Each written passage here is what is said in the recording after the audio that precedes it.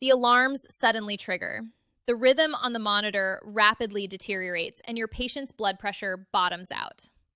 I'm Brooke Wallace. Over 20 years in ICU and transplant nursing has shown me exactly where classroom theory meets clinical reality. Handing a patient a cup of cardiac medications is one of the most intimidating things a novice nurse can do.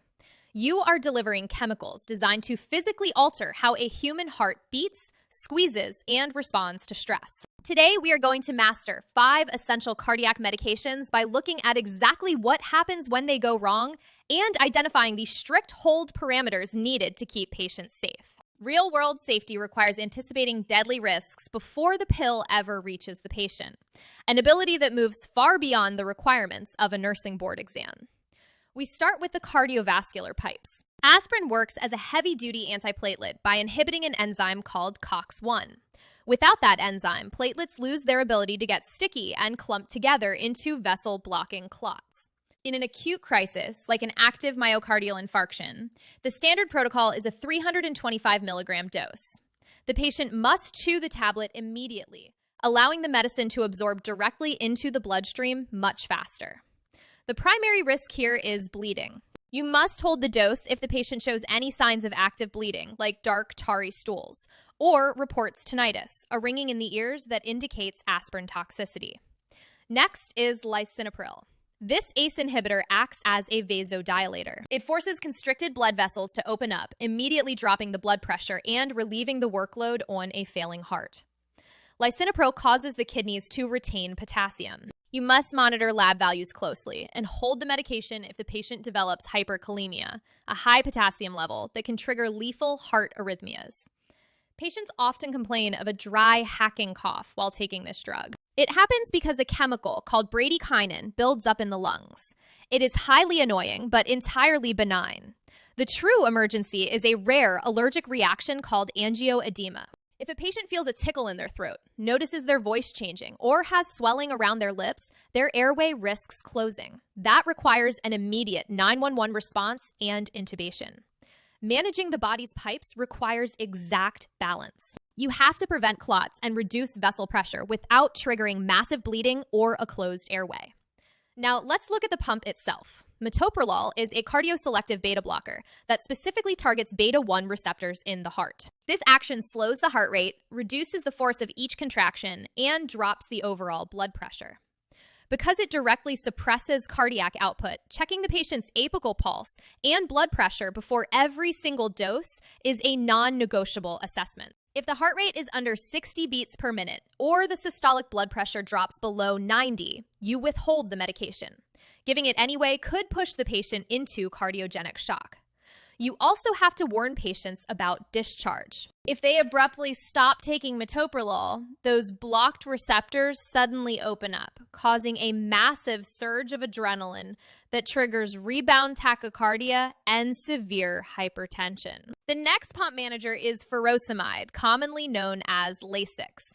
It is a loop diuretic that inhibits sodium and chloride reabsorption in the kidneys, which aggressively pulls excess fluid off the body to relieve the strain of overload. But you have to respect the administration speed. Pushing an IV O-dose dose of furosemide too fast, anything under 1 to 2 minutes, can cause permanent ototoxicity, leaving the patient with severe tinnitus or deafness. Furosemide also wastes potassium by flushing it out in the urine. You need to educate your patients to actively replace it by eating potassium-rich foods like bananas, oranges, and potatoes. Controlling the speed of the pump and the volume of fluid requires strict adherence to administration times and baseline vital signs. A single rushed IV push can cause permanent physical damage. This diagram outlines digoxin's cellular mechanics. It inhibits the sodium-potassium pump, forcing calcium to build up inside heart muscle cells. That calcium spike leads directly to contraction, creating a much harder squeeze and a slower overall heart rate. Because digoxin slows conduction through the AV node, the nurse must listen to the apical pulse with a stethoscope for 1 full minute. If the rate is under 60 beats per minute, you hold the drug. Digoxin has a remarkably narrow therapeutic window. A normal blood level sits between 0.5 and 2.0 nanograms per milliliter. Any level above 2.0 is toxic.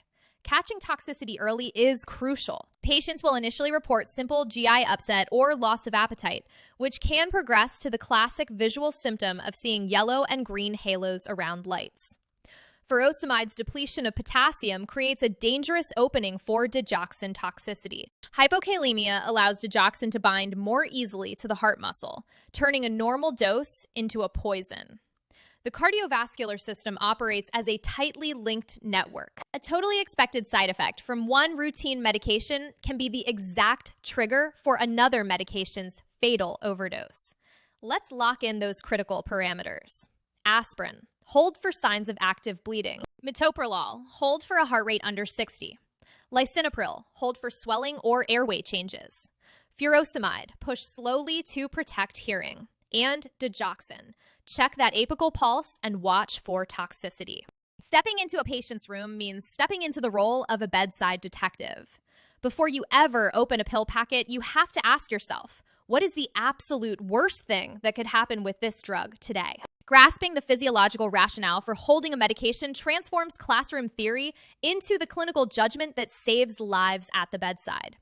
If these high-stakes interactions are clearer now, hit that subscribe button. Drop a comment below with your toughest pharmacology topic, and visit our website to keep leveling up your clinical skills. Hey, thanks for watching my YouTube channel. Don't forget to like and subscribe and leave a comment. Let me know what topics you want to see more of and how I can help you become the super nurse you were born to be. I hope to see you here again real soon.